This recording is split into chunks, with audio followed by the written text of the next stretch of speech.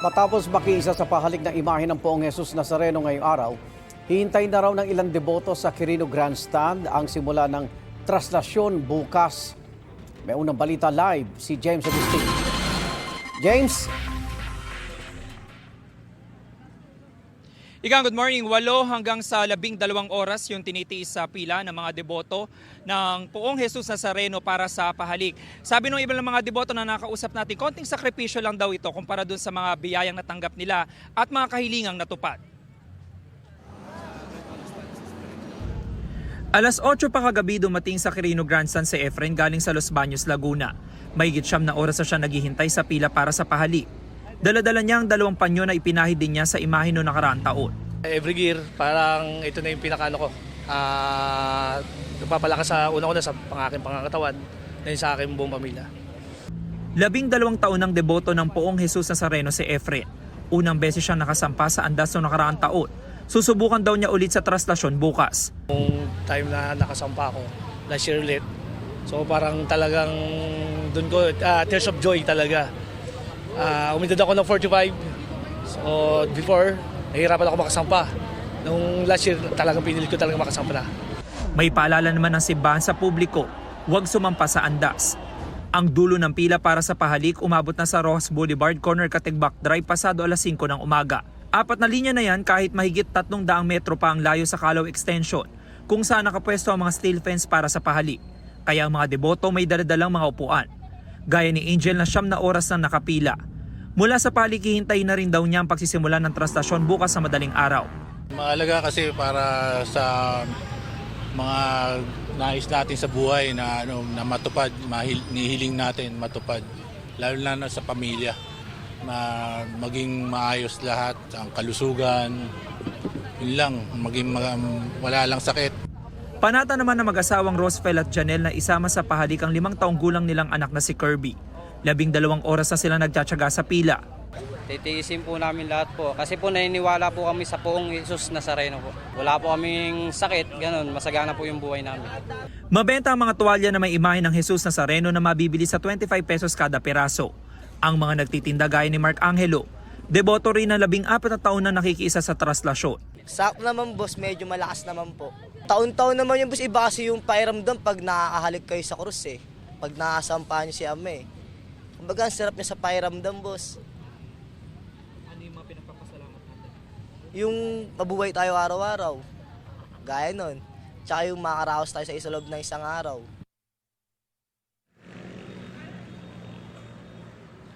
Sa Madalaigan, ito nakikita nyo, ito yung dulo po ng pila para sa pahalik ng mga deboto ng Jesus Nazareno. At ito po yung nandito sa may Rojas Boulevard, malapit na sa kanto ng Katigbak Drive. 4 na linya po ito, mas maiksi na kumpara doon sa sinasabi ng mga deboto na 7 linya kagabi. Pero natanong natin, Igan, ito mga nandito sa dulo ng pilat, yung iba dyan ay nasa mga alas 10 pa kagabi dumating dito, mahigit sa 9 na oras na po na naghihintay. Medyo mabagal po yung usad dito ng linya ng mga para sa pahalik. Kung tutusin, ito pong lugar na ito ay malayo pa doon sa mismong entablado kung nasaan yung imahen ng Poong Jesus Nazareno. Yan muna po yung latest mula po dito sa lungsod ng Maynila. Ako po si James Agustin para sa GMA Integrated News.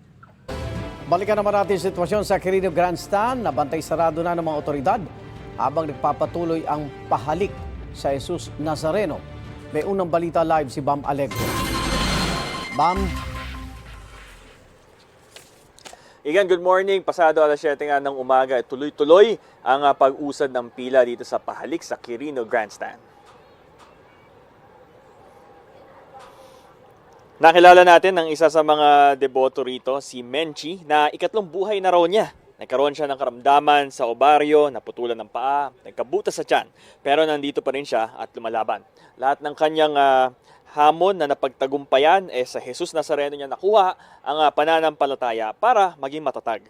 Kaya kahit 10 oras ng gabi at naka-wheelchair siya, narito siya sa pahalik. Hindi para humiling, kundi para magpasalamat. Isa si Menchi sa mga matyagang naghintay para sa pahalik. Ang karamihan inabutan na ng pagliwanag ng umaga.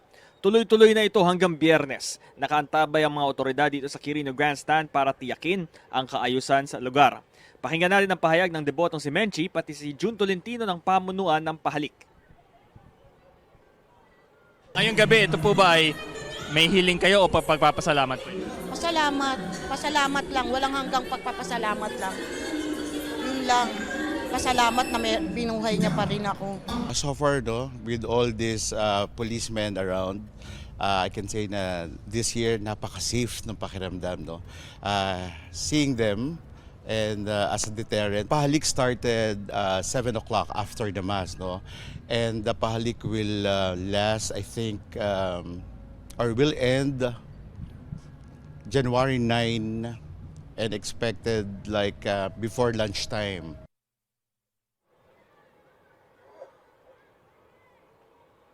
So Igan, ito naman yung pila. Ngayon, pasado alas 7 ng umaga, makikita ninyo ngayon sa ating likuran.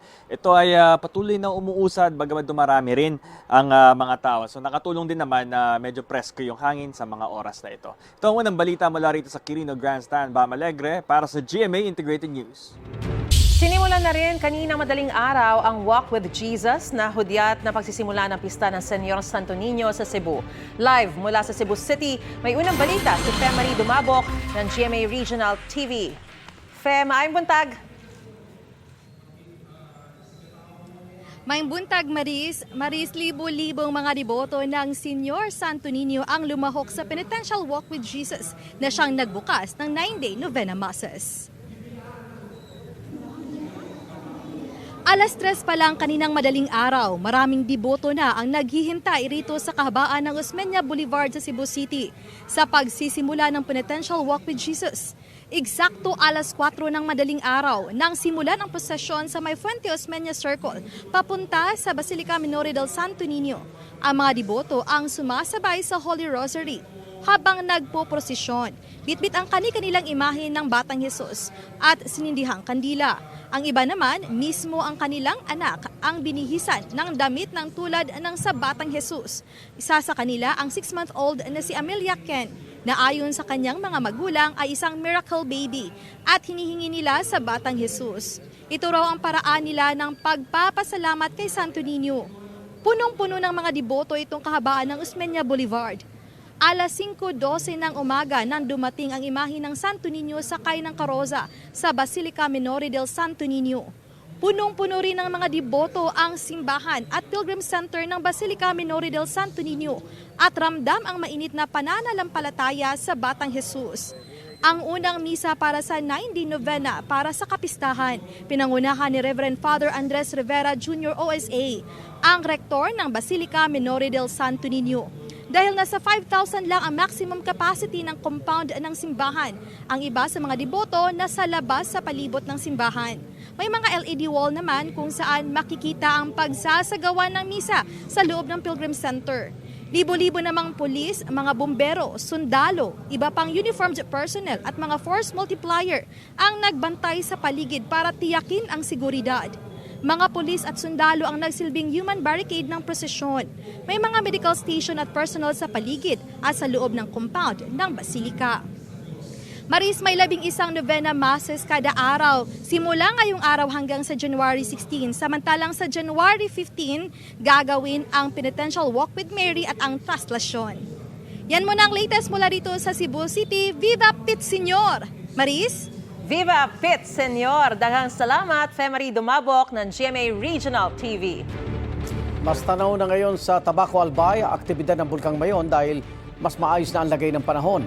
May unang balita live si Ian Cruz. Ian, tuloy pa ba ang pag-aalburuto ng Bulkang Mayon?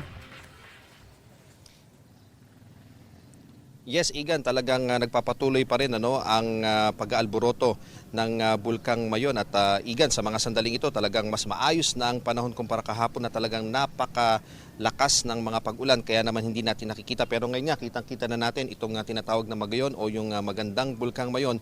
Pero bandang alas 7 ng umaga kanina, Igan, nung mapansin natin na talagang malakas yung usok na nanggagaling doon sa pinakatuktok nitong bulkan at ayon nga sa direktor ng PHIVOLCS, si Ginoong Teresita Bacolcol, pyrotechnic density current o uson pa rin ang nagaganap ngayon. Ang PDC ay ang pagdaloy ng uson o yung pinaghalo-halong may init na bato, lava at gas. Kagabi, Igan, nasaksihan natin mismo mag-alas 8 ng gabi yung pagdaloy ng pyroclastic density current mula nga sa crater ng bulkan. Maraming puntong malakas kaya tila gumuguhit pababa ng bulkan at may puntong para na ito nagbabagang mga ugat ng puno kapag nagkakasabay-sabay ng pagbulusok mula nga sa bunganga ng Mayon. At sa huling update ng PHIVOLCS na natili naman sa alert level 3 ang status ng bulkang Mayon, ibig sabihin bawal ang pagpasok sa 6-kilometer permanent danger zone kabilang sa mga naitala na aktibidad ng bulkan ng isang volcanic earthquake, 162 na rockfall events at 50 pyroclastic density currents o uson. Naglabas din ito ng sulfur dioxide o asupre na tinatayang 702 na tonelada. May steaming din na 200 na metro ang taas at ang pagsingaw nito ay napapadpad sa hilagang silangan. Meron ding ground deformation o pamamaga ng bulkan. Ayon nga, Igan, kay Mayor Rinaldo Bergais ng Tabaco City, talagang pahihigpitan pa nila yung mga checkpoint doon sa paligid nga ng 6-kilometer permanent danger zone at pinapayuhan naman niya yung mga nagpipilit na bumalik na mga kababayan niya doon sa kanilang mga tahanan para nga sa kanilang mga alagang hayop at kabuhayan na meron silang itinakda na paglalagakan ng mga livestock o yung mga alagang hayop doon sa San Antonio Evacuation Center. Yan muna ang latest mula rito sa Tabaco City sa Albay. Balik sa iyo, Igan. Maraming salamat at ingat, Ian Cruz. Pinagbawalan umano ang mga senador na banggitin ang pangalan ng matataas na opisyal sa pagdinig ng Senate Blue Ribbon Committee kaugnay sa flood control issue ayon kay Senador Amy Marcos. Sagot naman ng chairman ng komite na si Senador Ping Lacson at ni Senate President Tito Soto, walang basehan ang pahayag ng senadora. May unang balita si Mav Gonzalez. Ilang senador at kongresista umano ang makakasuhan kaugnay ng maaanumalyang flood control project sa January 15, ayon sa nabalitaan ni Senador Amy Marcos. Ang balita, January 15, ang charges against certain senators will be filed. I understand they have already drafted against Senator Jinggoy, Senator Joel, and former Senator Bong Revilla.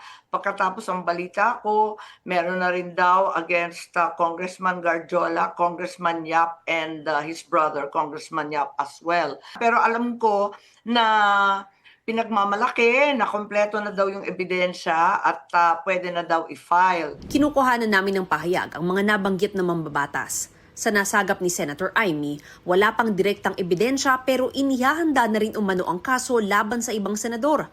Tanong niya, bakit Senado ang napuntirya? Sinasabi din, wala raw sa ngayon direct evidence linking Senator Cheese, former Senator Nancy, former Senator Grace, and Senator Mark Villar. At hinahanda daw yun. Bakit naman ganito lahat ng senador? Akala ko yung flood control ang pinagmulan doon sa Kongreso at sa Speaker's Office, sa small BICAM. Bakit nauwi sa Senado? Parang sobrang diversion na to. Balita rin daw ng senadora, bubuwagin na ang ICI o Independent Commission for Infrastructure sa February 1. Ang balita ko, February 1 ang pinapakong date na i-disband na raw yung ICI. Ayun. Wala nang ICI. Kung sa bagay, nag-resign na lahat ng member pero wala pong maliwanag. Lumampas na yung due date na December 15. Sa isa namang pahayag, sinabi ni ICI Executive Director Brian Hosaka na wala silang natatanggap na impormasyon o masabi tungkol dito mula sa Malacanang. Dismayado rin si Senador Marcos dahil pinagbabawalan na umano silang mag-ungkat ng mga nasa mataas na posisyon sa mga pagdinig ng Senate Blue Ribbon Committee. Ang alam daw niya, bawal na sabihin mula kay dating House Speaker Martin Romualdez pataas. Mula nung tinanggal si Senator Marcoleta, pinipigil naman kami talaga na wag aakyat hanggang sa mabababang posisyon lamang ng DPWH, hanggang sa mga kontratistang pinag-utusan. Mga big time, ayaw banggitin, pinagbabawalan kami. Tapos na yung 1 minute mo, yung 10 minutes mo. Puros ganon. Kaya sa totoo lang, surrender na ako. Wala na talagang mangyayari rito. Moro-moro na lang to. Si Speaker daw, si Bonjing, ay nako, sabi si Speaker daw hindi daw guilty. Pagkatapos hindi binabanggit, walang binabanggit, si Saldi ko lang. Parating hindi binabanggit yung mga taga-palasyo kahit lumilitaw ang pangalan nila.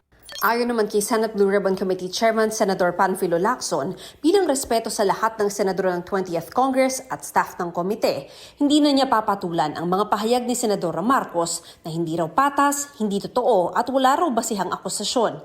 Sabi rin ni Senate President Tito Soto, imposible ito at walang nagbabawal ng kahit ano sa kahit sino. Imbento raw ang paratang na ito. Samantala, wala raw duda si Senator Amy na may panibagong impeachment case laban kay Vice President Sara Duterte sa darating na Pebrero pag naglaps ang 1-year bar sa impeachment filing. Suspecha pa ng senadora, gagamitin ang 2026 national budget para sa pamumulitika.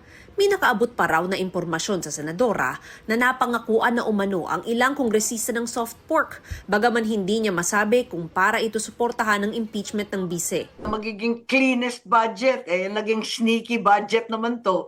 Bakit ganon? So, bakit ginigiling ang pork kundi para pagulungin ang impeachment? I believe that the suspicion necessarily will arise, malicious and unproven perhaps, that all these monies are being set aside for a sinister and political purpose. Kung impeachment ba yon, yung barm election ba yon, o yung barangay election, parang politika ang pinag-iipunan. Hinihinga namin ng reaksyon ng Malacanang sa mga sinabi ng senadora.